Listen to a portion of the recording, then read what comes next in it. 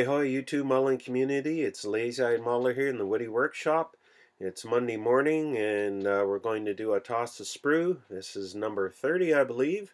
Just want to cover a few different items and it's sort of going to be a good, bad, and the ugly type of deal again. Of course the bad is the news that we got last week that Carolina man passed on, Cliff. I have to admit I was subscribed to Cliff and I watched a lot of his videos, but I didn't keep up with all of them. I know he was a very active member in the community and enjoyed the shop cards and the mail calls, and he enjoyed working on his Mustang and so on. I didn't comment on too many of his videos, and unlike many of you, I wasn't in contact with him as much. But he was always a part of the community, you know. He's always there, sort of like Big Jim Marksberry years ago when I first joined the community. He was, you know, somebody of influence, somebody that a lot of people followed, and you know, he was really missed when he passed on. And certainly Cliff, Carolina man, will be missed from the community, you know, on his passing. I want to send my condolences to his family and friends, and I want to wish his son, Carolina Man Jr., as he's calling the channel now, best of luck, you know, with his channel as he continues forward with the channel that his father started. Anyway, I'm going to come back to that in a few minutes. The other thing I wanted to mention is yesterday I went down to Brandt's Hatch, this event here, the slot car and model car flea market down at Franklin Horner Community Center. It was a good day for here in Ontario for early March. Dry roads, sunny day. In fact, when I left the house, it was one of those great mornings where you could see the moon on one side, nice, big and bright, and the sun on the other. It was really cool, especially since I don't tend to get out early these days. Anyway, had a great drive down to Brandt's Hatch. Was one of the first, I was second in line.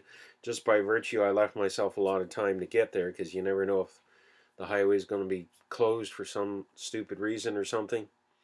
Anyway, met a lot of great people there. A lot of the guys I know from Group 25 from years ago. Met fellow TAPS members there, and also met a couple of YouTube members. Andrew, Aries Styrene, was there, and we had a chance to chat with him.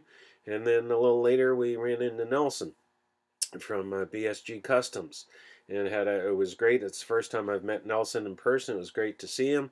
We got to chat a bit. Of course, it's crowded in the room, so you're kind of constantly jockeying, trying to stay out of the way and let people flow. And then he and Andrew sort of connected while we were there at the same time.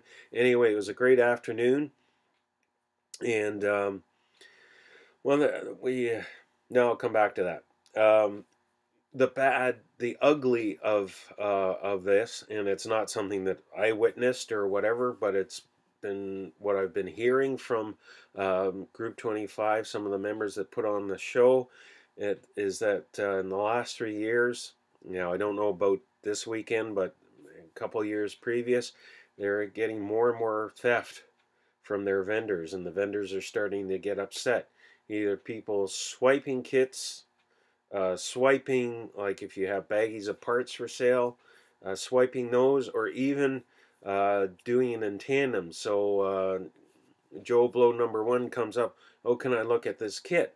Oh, sure, well, go ahead. You know how it is at a flea market. You want to make sure everything's in there, or at least you're supposed to.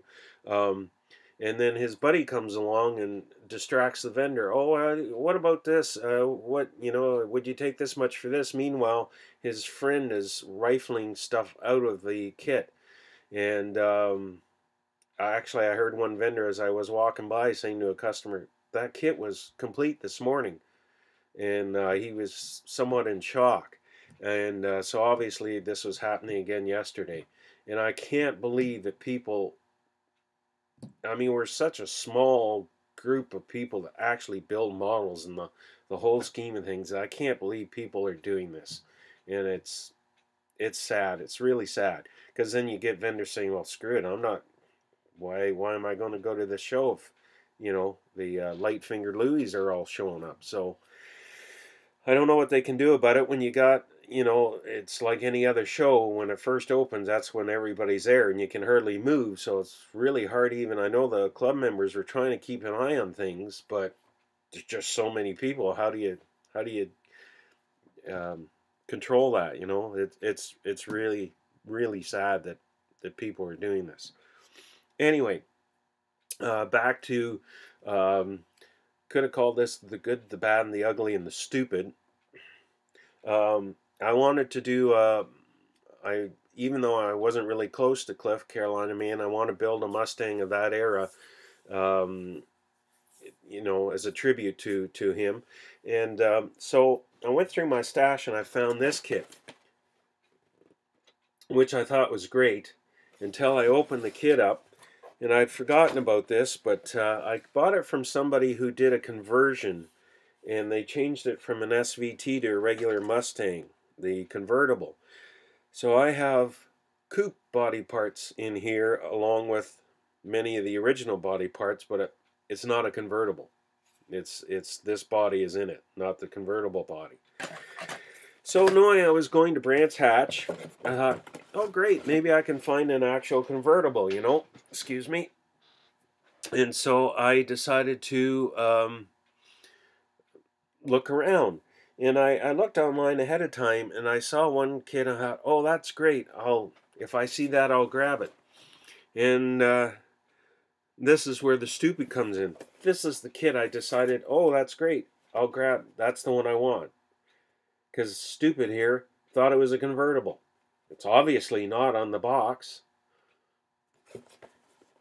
But this is what I bought for a convertible. Yeah. And the maddening thing is, the vendor that I bought this one from had the convertible kit like 2 kits down from this one.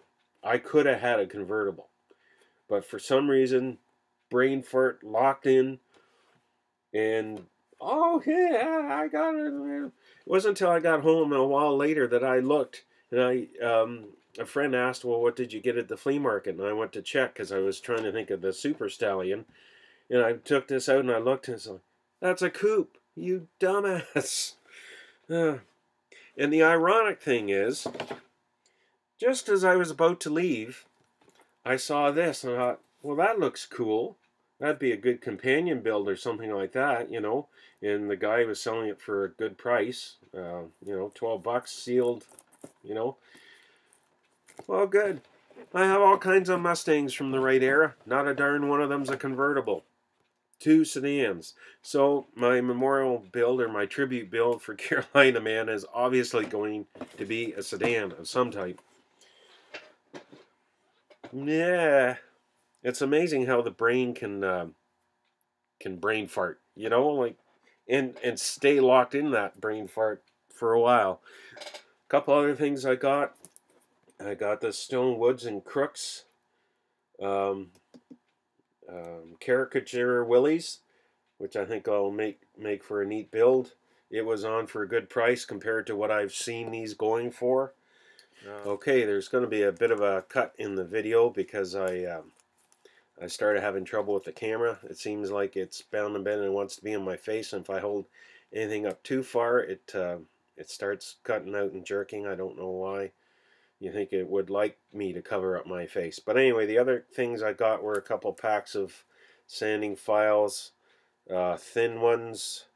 There's 100 and 180 in one pack, and 240, 320 in the other pack. And the only other thing I wanted to address in this toss of sprue was back in January, very early January, Ken from Badger Airbrushes did a happy 54th birthday to himself, and he put all his airbrushes on sale for, pardon me, $54. All of them. Well, I think there was a couple of exceptions, but so I ordered 2 of them. I ordered this one, which is the Sotar 2020. Now, I don't do a lot of fine detail painting, but I was thinking like pre-shading and upholstery patterns, maybe door lines, all kinds of different stuff. And I do have some planes and some sci-fi kits where the fine spray pattern that this brush can do would probably work quite well. So yeah, that's the Sotar 2020. That's what this is. Now at the same time, I ordered a Badger Chrome. Now here again, I thought it was a broader brush, and I think it still can be used as a broader brush. But after I ordered, then I did my research. And it's kind of meant for the same idea, just a different balance to it. But I think with a wider needle, it'll slot between the Sotar and the Iwata CR Revolution CR that I have, and the Porsche H. So I should have a good range of airbrushes for different techniques and whatnot. Now we had to pay more for Canada for shipping up here, so this with the shipping came up to $70, $80. But I mean, this airbrush is 130, 140, something like that. And same with the chrome. So I was very lucky to get in on that deal. It's been a long wait.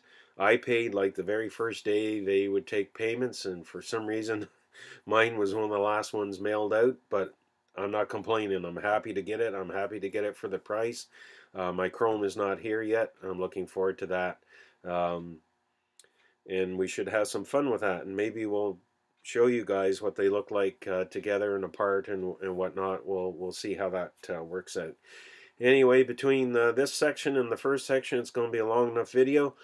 Thanks for watching, guys. I appreciate your support for my channel. Keep watching, and hopefully we show some results pretty soon. Anyway, take care. Bye now.